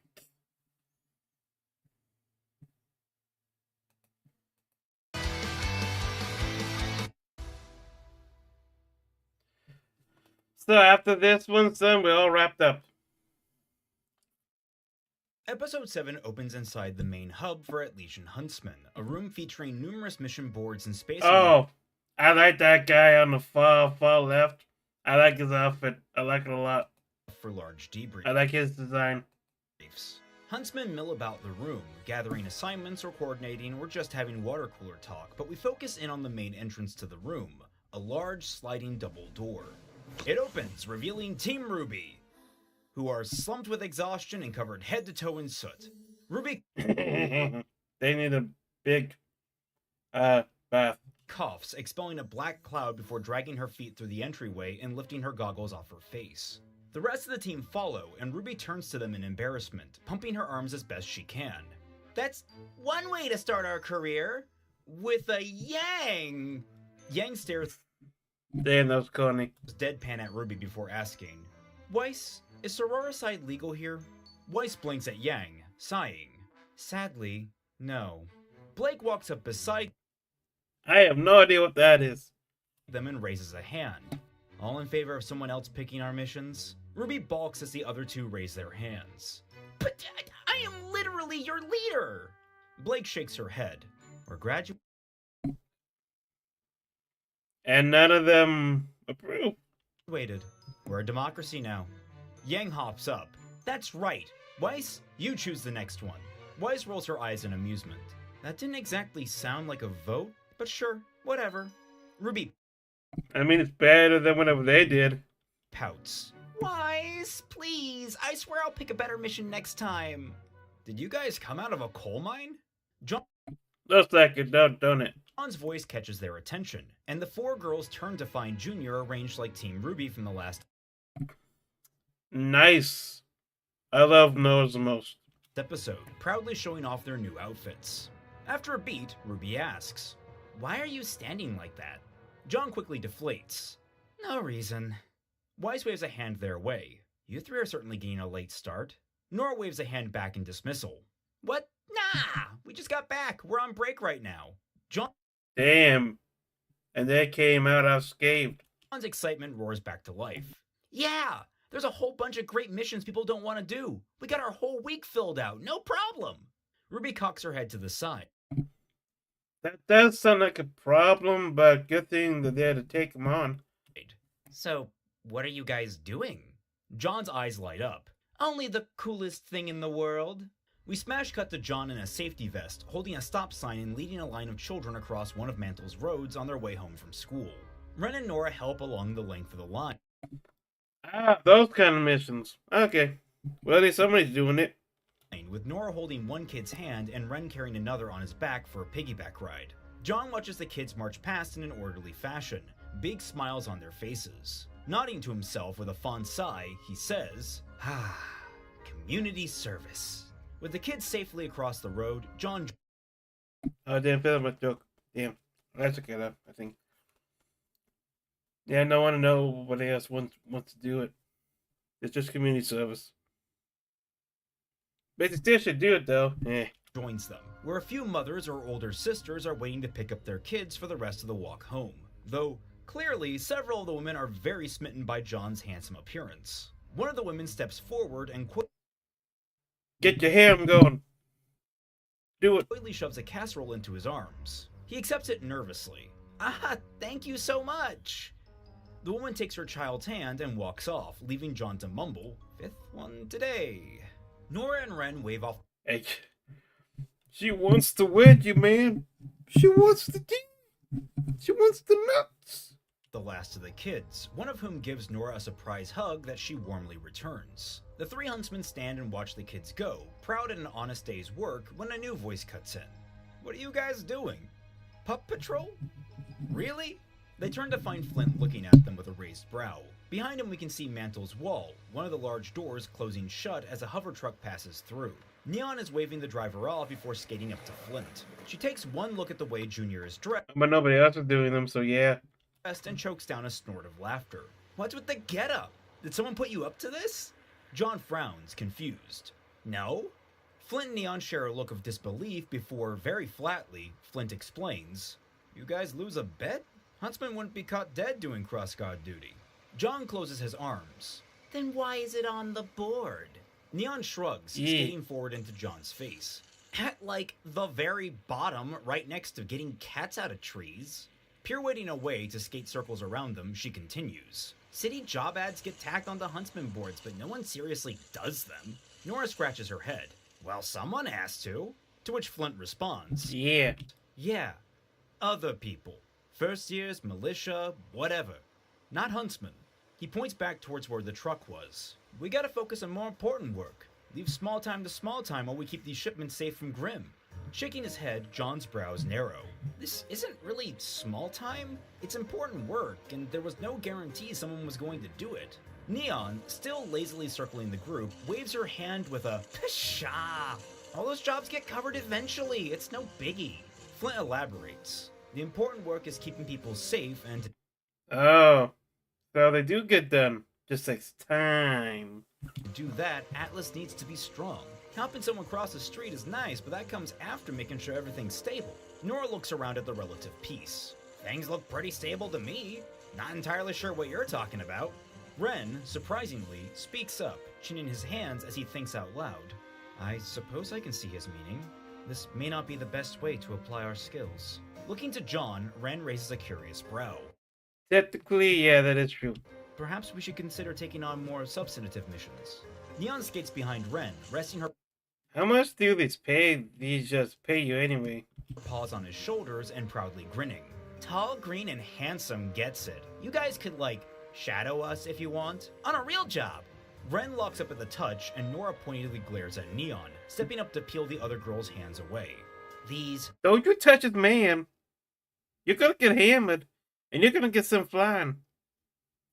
And then you're gonna laugh at. are real jobs. Neon grins and slips away, returning to skating her circles around the crew. John watches the exchange with a frown and counters. What we do matters. It's important that people see who's keeping them safe. It builds morale. Flint tilts his head in unimpressed disbelief. Yes. I mean, I wasn't gonna mention that, but yes. I wanted to see if any of them were gonna say it. Yeah, but you're trained huntsmen. Going out and killing Grimm will keep them actually safe instead of feeling safe. Skating backwards now, Neon adds. Besides, that's what things like the solstice is for. Big parties, festivals, the whole kit and caboodle. Flint nods approvingly. Next time you're at the boards, maybe consider doing something in your weight class. John still seems a bit jolted by the conversation, brow creased. He goes to respond when Ren steps up beside him, putting a calming hand on his shoulder. There should be no harm in exploring other jobs. There were plenty of openings for wall duty. Neon blinks at the three. Well, if you want to be bored out of your minds, sure. It is better. Nora crosses her arms at the remark, replying, So glad we finally meet your standards. Flint's sigh grabs everyone. The beef Bruce. Get that pot of Bruce. Halloween came early. His attention. Look, so Oh, speaking of Halloween and such, a high healing witchery I put in chat. Is a metaphysical store. I put that in chat. If you're watching if you're watching this as a video, you can't see that because I uploaded that as a on the active chat during the live stream. Alright guys, I keep forgetting you haven't been here so long. Probably tired after that whole trek up here too. I'm sure you'll pull your weight once you find your footing. The apology only partially lands, with John's jaw still a bit clenched. Yeah, look, no problem. Differences of opinion and all that. Neon hops up beside Flint, resting her hands on his shoulders. Plus, it doesn't help we've been working all day. We're starving, and Flint here gets a bit crabby after missions. She pinches his cheek playfully, and he swats her away Picky eater? just as playfully. Shaking his head, Flint looks over his glasses at the trio. Yeah. The real reason we came over here is to ask if we're all still on for practice with Team RWBY tomorrow. Wearing a teasing smirk, he adds, That is, if you can fit it into your busy schedule. John bristles. Hey! A second later, he deflates. You know, I thought when we graduated, people would stop teasing me. Nora pats him on the back. Ah, John, that's never happening for you. Which gets him to groan in defeat. He is stuck in an endless loop.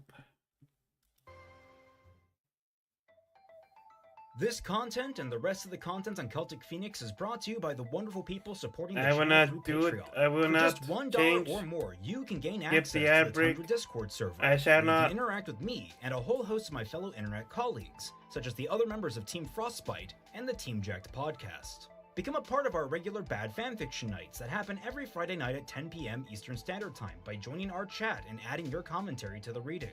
You can also join by becoming a member of the Celtic Phoenix YouTube channel, with the additional bonus of gaining access to a bunch of sweet emoticons during every one of our That is happening tonight, by the way, if you're watching this live. streams, I can't do it, though, because of life. such as the Team Jacked podcast, which airs every Wednesday at 6 p.m. Eastern Standard Time. But if either of those are too much for you, you can always subscribe to the channel, enable alerts, like this video, and share it around to all your friends. Thank you all so much for watching, and we now return you to How do you want better reactions? your regularly scheduled fixing. We cut to Atlas's main training room, a cavernous holodeck-esque space that can produce hard-light structures for maneuverability training, shield walls for sparring, and training dummies for target practice. So basically, it's just the training room we saw in Volume 7. It hasn't changed. We fly through the space, again like Volume 7, You could just led with that. but instead of it just being Team RWBY versus Team Funky, it's various different practices going on simultaneously. First and foremost are John and Blake, who are sparring to get better use of their new equipment. Blake is making good use of her ribbon and the shotgun built into her second blade to maneuver herself around the battlefield, but a miscalculation sends her flying face first into John's shield. John pulls back in concern and asks if she's alright. Blake stands, rubbing her nose and looking down at Deadly Nightshade. Yeah, the weight's still a little off. Can we try that again? Where Nora is giggling with excitement. Using a button on her new shock harness, she's covered in electricity. It hurts, clearly, but she also gets her trademark manic rush from it as she lunges forward and cleaves through a whole row of training dummies with her hammer. Beyond her is another arena that's been sectioned aside for Winter and Weiss to spar, or more accurately, Winter putting pressure on Weiss while she's summoning to train her endurance and concentration. Weiss nearly succeeds at summoning one of her Lancers, but is easily tripped by one of Winter's attacks. The older sister looks down on Weiss with a smug grin, and Weiss just groans in irritation. Wordlessly, Weiss reaches up and Winter lifts her to her feet. We don't stick with them, as circling the whole arena are matching blurs of red and rainbow. Neon and RWBY come to a stop near the entrance of the room, where Ciel is standing with a stopwatch, giving a raised brow of approval to her own teammate. Neon whoops and jumps in the air. Victory is mine! And RWBY yells breathlessly, "What? I totally won that!" Neon pulls her eyelid down at RWBY. "Aww, someone a sore loser." Ciel looks up at them disapprovingly. Cat, don't get cocky. You're still struggling to build speed on straightaways. Neon slumps sheepishly, and RWBY crosses her arms smugly in response, only to be bonked over the head by Ciel's clipboard. The older girl gives a piercing glare. Rose, manage yourself better. 200 laps, and all of Neon's times were consistent. Yours, meanwhile, started strong, then degraded. Not only were you half as fast near the end, you've exhausted yourself. Ciel pokes RWBY with her clipboard, causing the girl to stumble. See? You need to temper your efforts or become useless. RWBY pouts, and Neon slings into her side cheekily. Listen to music while you practice. Try to stay on beat. It's a lot of fun. Just don't do tango. Made that mistake once. RWBY seems to genuinely consider the idea in earnest. Well, if you're going at high speeds, doing tango ain't really the best thing to do, in my opinion. And it's confirmed. Ciel shakes her head, resets her timer, and steps back to where she was. Let's do 20 more laps, shall we, ladies? Neon and RWBY grin competitively at each other, and when Ciel gives them the signal, they take off. We follow them until we hit the last sparring arena in the room, containing Yang and Neo. The two are in a deadlock of give and take, with Yang holding her own incredibly well and Neo acting uncharacteristically aggressive. We get to see Yang's shields in action, tanking several counters from Neo that would have previously been clean hits, though she shakes it up by becoming surprisingly evasive in a way that throws Neo for a loop. We also get to see her employ the triple-barreled function, switching to just one of her barrels, labeled Too Hot, that fires a heat-seeking round. Neo dodges it by an inch, but before it can go too far, Yang flares her semblance, bursting with flame, and causes the round to arc back towards Neo. Blindsided, Neo is struck and tumbles right into Yang's follow-up punches. She's almost struck by Yang, but dodges at the last second. She has flame manipulation? Using her momentum to deliver a counterattack and vault herself over Yang's head. Yang, having blocked the counter... I thought she like curved that, or like she got a little bit of flame manipulation with other objects. ...with her shields, snaps to turn to face Neo and whistles approvingly. Oh, you are feisty today. What's gotten into you? Neo gives a frustrated huff and rolls her eyes, her shoulders motioning around to the observation stands of the training room. Sitting there, watching her closely, are 6 Atlesian troops. Yang becomes more sympathetic and moves in for a round of sparring, being constantly watched, slower and a little more telegraphed. It's more of an excuse to close the distance between them so Yang can quietly say, "Yeah, that can't be fun." Neo falls into the more staged sparring easily, though through some of her strikes she manages to convey, "It's not fair." To that, Yang becomes a little angry on Neo's behalf. "I'm right there with you. She knows. You guys have had our backs this whole time. You shouldn't be locked up like common criminals." There's a pause when they're sparring, while Neo winces and bobs her head to the side, as if to admit, "Well, I mean..." Yang sighs and slips back into the fight. "You guys are more than that. I just wish Ironwood would take our word on it. You don't deserve the way he's been treating you." They locked up in a cell under constant surveillance all dang time. Only get a few more blows before Neo kips back, hesitates, and then signs, "I can't do what I need to do like this." Lowering her arms for a moment, Yang digests the words, and then slips right back into the fight. After one more exchange, Yang simply says, "So why not just do what you need to?" The words, combined with the shake-up to Yang's style, takes Neo off balance, and for the first time on screen, Yang manages to pin Neo, which surprises both of them. Instead, Yang offers Neo a smile and a hand to pull her up. "I got your back." Neo takes the hand and is pulled up to her feet, smiling as well, though it's clear she's lost in thought over Yang's words. Both standing, Yang wipes her hands and stretches. "Alright, I think that's enough sparring for today.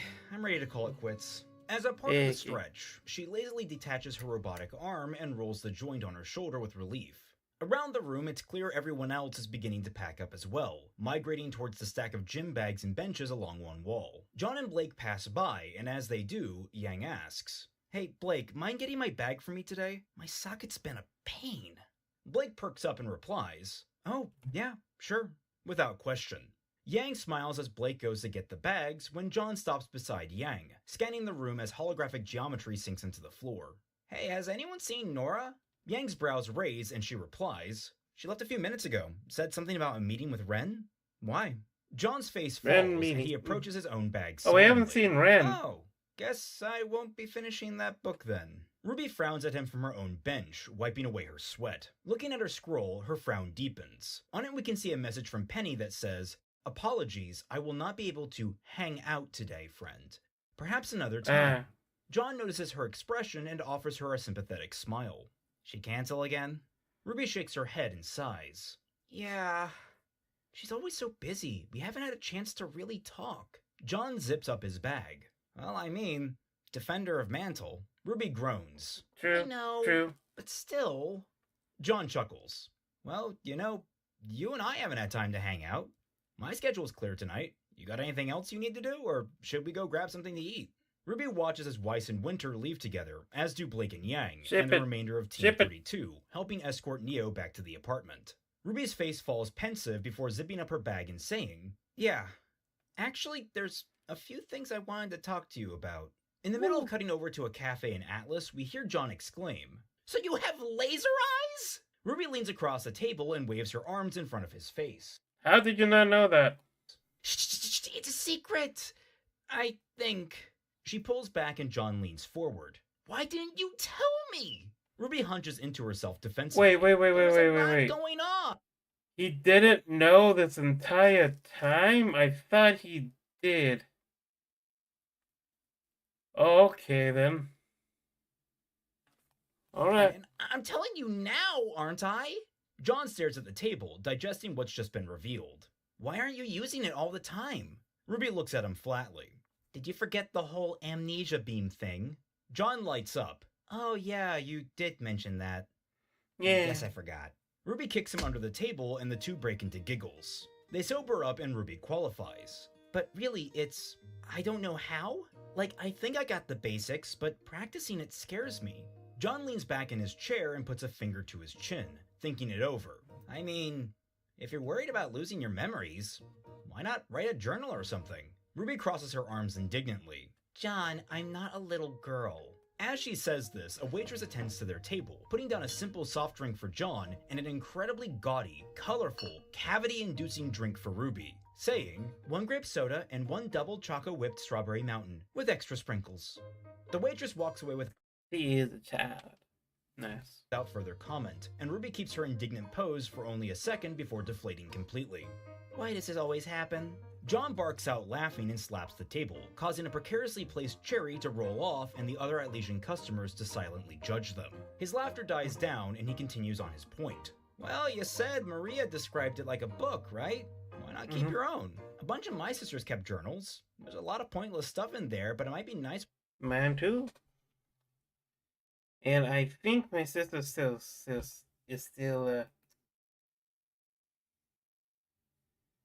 selling them, and you can check it out on the first link.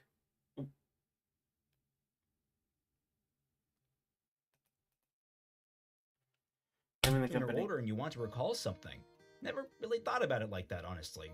RWBY takes his words to heart and begins to spoon into her drink as she thinks. Swallowing, her brows furrow. You were reading your sister's journals? John blinks in panic. It was for research. RWBY slams Nah, so he can study and learn and be tactical against his sister, so he knows what to do. the table. That makes it worse! Pointing, he exclaims, They were scheming! The two are muted as they break down Good excuse. into a playful argument, and Watts' voice carries over the scene, saying, Yes, ma'am, yes, she is quite unaware. We cut to a dark chamber where Watts is finishing setting up a bank of computers. I assume she has some convoluted machination of her own, not that it would be worth entertaining. Standing, he turns to look at a Seergrim floating menacingly in the dark among the wires and cables. Salem. Salem's voice comes through, haunting and sharp. You forget your place, Doctor. You forget that she is mine, and I still have plans for her. Watts coughs into his hand. Yes, of course. I merely meant we should focus only on what we can control from our own operation. There's a lingering silence as the orb stares pointedly into Watts' eyes. Then Salem speaks again, voice softer. Be that as it may, it cannot be forgotten how valuable she is. For now, observe her, and if she needs it, instruct her. But only if she needs it. I want to see if she's learned control. Watts turns and smiles into the orb. That is a good question, because she, like in the original, she claimed that she learned control, but she didn't learn jack shit. I couldn't have said it better myself.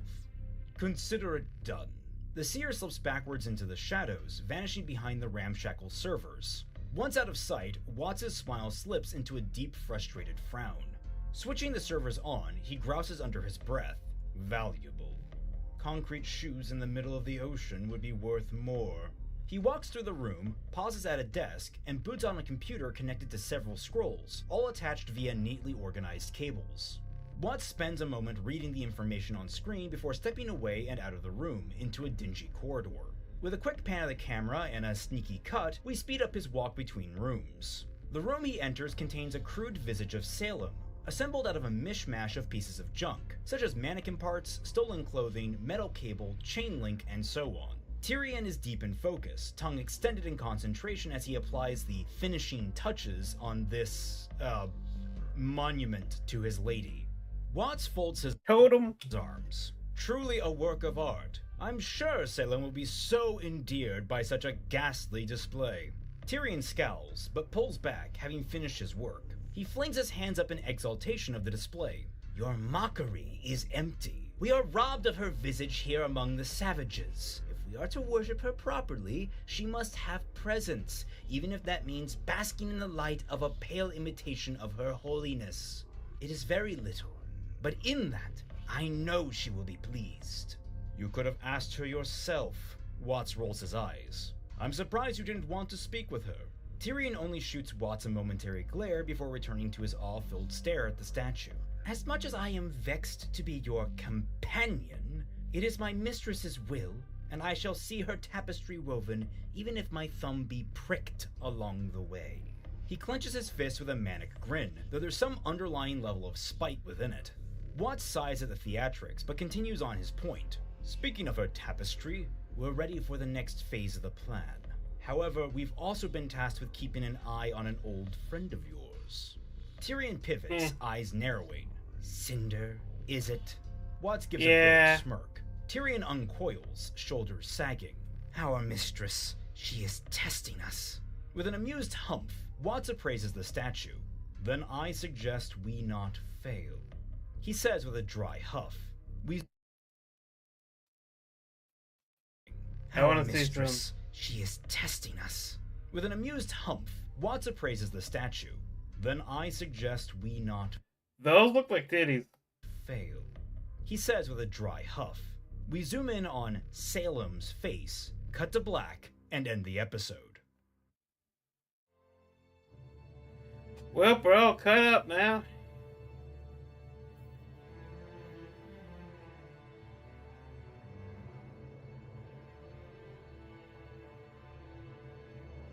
Yee.